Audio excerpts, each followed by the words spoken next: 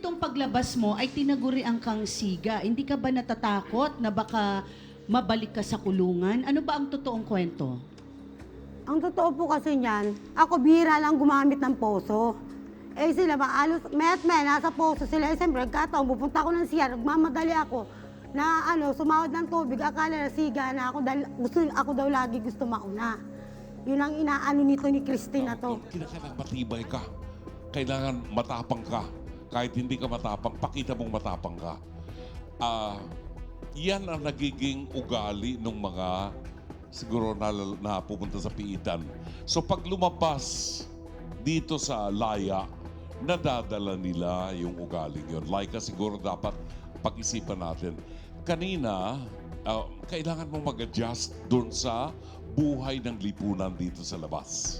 Hindi kasi lahat dito ay mga matatapang katulad sa loob. Yung demeanor mo pagpasok mo pa lang dito, talagang nakita ko na yung ugali sa loob na nagtatapang-tapangan ka. Pag ganyan ang paghahariin natin sa buhay natin, Laika, hindi tayo magtatagal sa mundo. Kasi merong mas matapang sa atin na mas halang ang kaluluwa at nagmamadaling pumunta sa impyerno. I-enjoy natin ang buhay natin dito, Laika, kasama ni Christine, ni Arlene. Pwede nating ibalik sa dati yung pagkakaibigan natin. Sabi nga ni Mama Carla, let's make friends. Gumawa tayo ng kaibigan. Dagdagan natin ang kaibigan natin. Huwag nating bawasan. Parang feeling mo na lahat ng mga tao sa barangay against you. So, ang pinapakita mo na hindi mo sila kailangan. Okay? Pero, nung minention yung girlfriend, yung kasama mo, parang nag-sentimental ka. Ibig sabihin, capable ka pa na magmahal, hindi ba?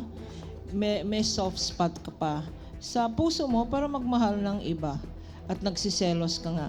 Ang mahirap na tao, yung matigas na, yung hindi nagagalit, hindi nagsiselos, hindi na nagmamahal, dead man yan. Yun ang mahirap kausapin. Isipin natin na binigyan ka ng pangalawang pagkakataon na maging good member of society. Yun naman ang objective ng ating prison system. Ang preso ay para hindi bawiin ang buhay mo. Ang preso ay para bigyan ka ng pagkakataon na magreforma, magbago, para paglabas mo, good citizen ka na.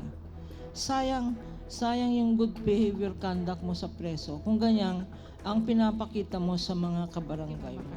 Pag nailibas mo yung sarili mo doon sa ganong klaseng sitwasyon, mas maganda kung maibabahagi mo yung natutunan mo doon.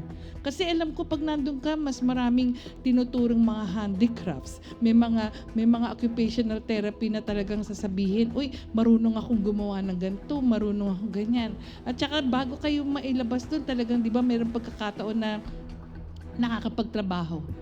Ang hirap, alam niyo, napakahirap yung ma-stigmatize ka na para sabihin mo ma-empleyo ka, tapos sasabihin, bakit nawala ka ng 4 na taon? Tapos sasabihin, nakulong ako.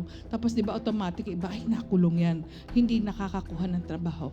Pero kung talagang masikap ka, nagpakita ka ng magandang ugali, siguro yun, maaalis yun. Yung mga ganong klase, mai-erase at mga kukuha sa inyo. At pinapakita mo na magiging mabuti kang member ng community mo. Siguro, ipakita mo yung nagawa mong kagalingan sa loob ng preso, ilabas mo dyan sa community mo para ipakita mo na ikaw ay mabuting tao.